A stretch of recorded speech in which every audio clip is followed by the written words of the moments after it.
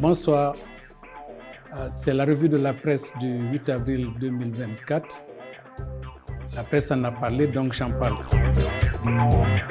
Je tiens à réitérer mes meilleurs souhaits à cause de la fête de la fin du mois de Ramadan que nous avons tous célébré le même jour. Même les Yéteba qui d'habitude font différemment ont accepté de prier avec nous.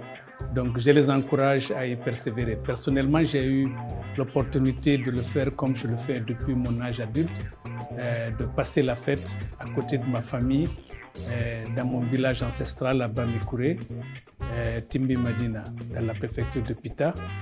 Une belle fête qui s'est bien passée. J'ai eu l'opportunité de rencontrer des copains, des amis d'enfance, des tantes, des oncles que je n'avais pas vus depuis une trentaine d'années. Donc c'était vraiment pour moi un retour à la source et donc ça s'est très bien passé. Tout le monde a bien fêté, malgré les difficultés qu'ont les ménages actuellement à joindre les deux bouts, à remporter de beaux habits. Les enfants déambulaient dans les rues en rigolant. Et donc je salue aussi cet esprit de résilience qui voudrait que, quelles que soient les difficultés que nous avons dans la maison, quelles que soient les difficultés que nous avons en famille, quand les fêtes arrivent, on sort, on rigole, on s'amuse, au moins pour une journée, on oublie ce qui s'est passé ou ce qui se passe chez nous. Donc c'était un plaisir d'y être. La presse a parlé de la mise en place de délégations spéciales dans plusieurs préfectures. Les listes ont été lues à la télévision que nous avons tous suivies. Mais je crois que ces délégations vont avec plusieurs handicaps. Le premier, c'est que on publie les listes à compte-gouttes. Aujourd'hui, une préfecture, demain deux, ainsi de suite, ainsi de suite. Donc tout le monde attend, tout le monde est anxieux pour savoir qu'est-ce qui va se passer. Mon avis, c'est que ces listes, s'il fallait faire des délégations spéciales, il fallait publier les listes en même temps sur toute l'étendue du territoire. Vous vous souviendrez quand on fait le bac, les listes des admis sont publiées le même jour sur toute l'étendue du territoire. C'est pour éviter la confusion, c'est pour éviter l'anxiété, c'est pour éviter de mettre la pression sur les autres. Je crois qu'il était important de le faire, de publier cette liste-là le même jour, en même temps, pour toutes les délégations spéciales. Toutefois, j'estime que ces délégations spéciales vont déjà avec 3 ou 4 handicaps. Et le premier, c'est une question de légitimité. Ces délégations sont mises en place parce qu'on estime que le mandat des collectivités, le mandat des conseillers et des maires, le mandat a expiré. Alors il faut remplacer. Donc on va mettre d'autres personnes à la place de ces individus, de ces personnes qui ont été élues par leur père, par leur communauté. On va parachuter des gens qui ne sont pas élus, qui ne sont pas représentatifs de cette communauté. Donc il y a un problème de légitimité qui est là aussi. Donc on ne règle pas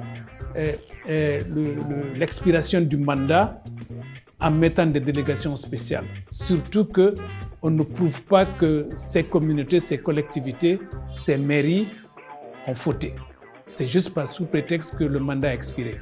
Moi, je crois que les délégations spéciales, c'est la même chose. On est dans un régime d'exception. Donc ces délégations aussi n'ont aucune légitimité à gouverner, à diriger leur collectivité. Ça, c'est le premier handicap. Le deuxième handicap, c'est une question d'expérience. On va nommer des gens à des postes de responsabilité pour gérer une communauté, pour gérer une commune. C'est pas facile.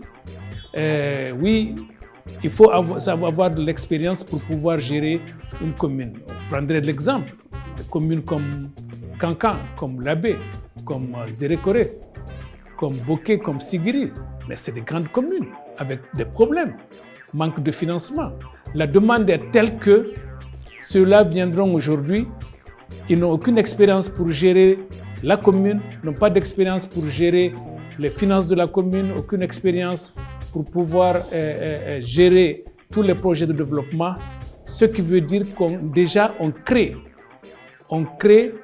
leur échec. Déjà.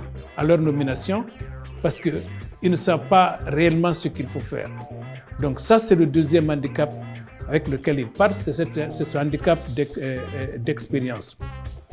Le troisième handicap, c'est que ceux qui ont été enlevés, les membres de ces communes, les représentants, c'est-à-dire des représentants des partis politiques, qui ont dû choisir les meilleurs parmi les meilleurs au sein de ces collectivités. Vous allez dans une commune, on s'arrangera pour trouver les meilleurs pour pouvoir diriger la commune. Chaque parti politique l'a fait. Donc, en principe, on a dû choisir les meilleurs pour diriger les communes. Aujourd'hui, ces meilleurs, ceux que je vais appeler donc les meilleurs, ne sont plus à la charge. On mettra de nouveaux, sans pour autant critiquer leurs compétences en tant que telles, mais ils perdent déjà une influence. Parce que vous avez des gens ici qui sont là, qui ont gouverné pendant plus de 5 ans, qui ont des racines.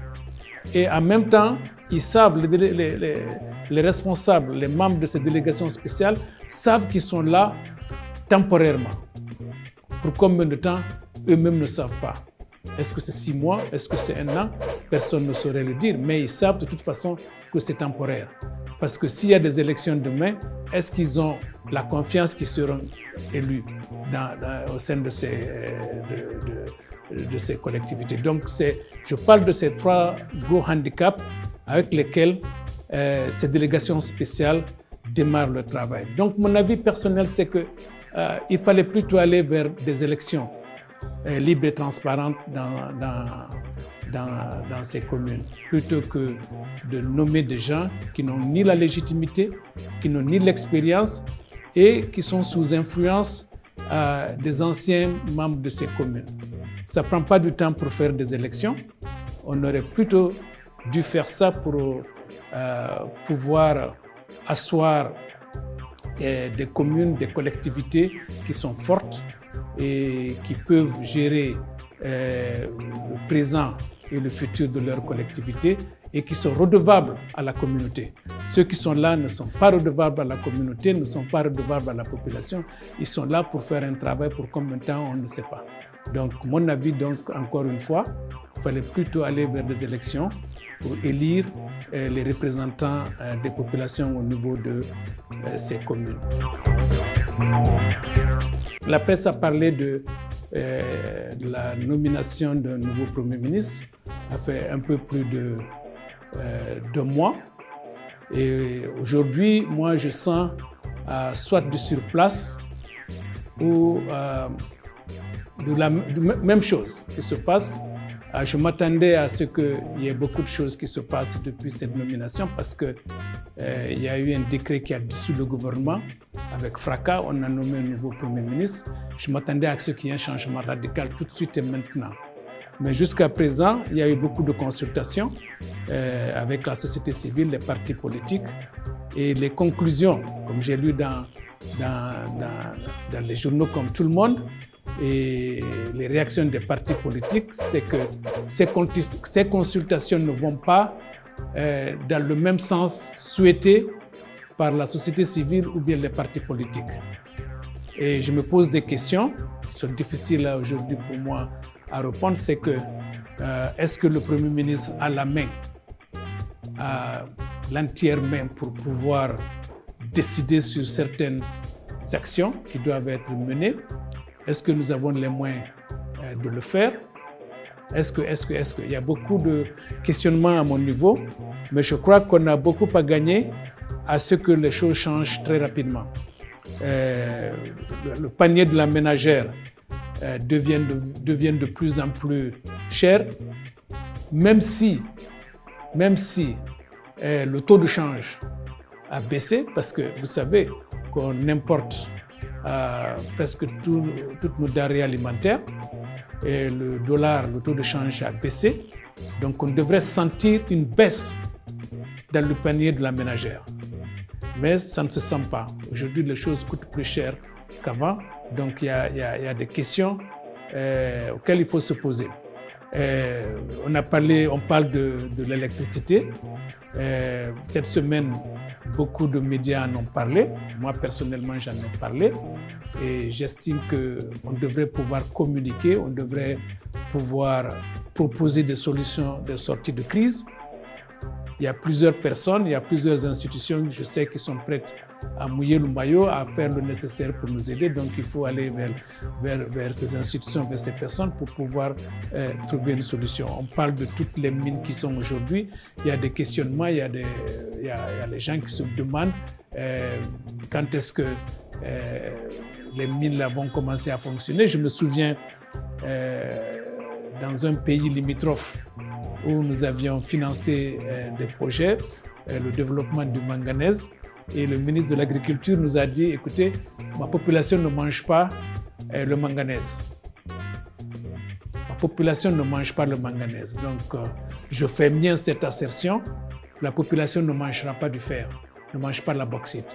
Qu'est-ce qu'il faut apporter, qu'est-ce qu'il faut faire pour soulager cette population, pour donner à manger, pour donner à boire, pour permettre aux gens de se soigner, pour permettre aux gens donc, de manger à leur faim, d'envoyer leurs enfants dans des écoles dignes de nom. On a les capacités, on a les potentialités.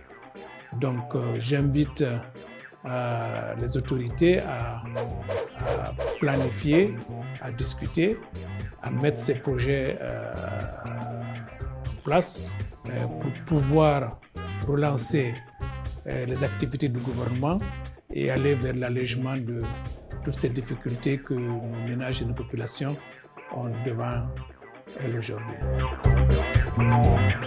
Voilà, c'était mon point de vue sur les sujets qui ont fait l'actualité dans les médias cette semaine. Je vous remercie de m'avoir suivi et souvenez-vous que demain, c'est maintenant.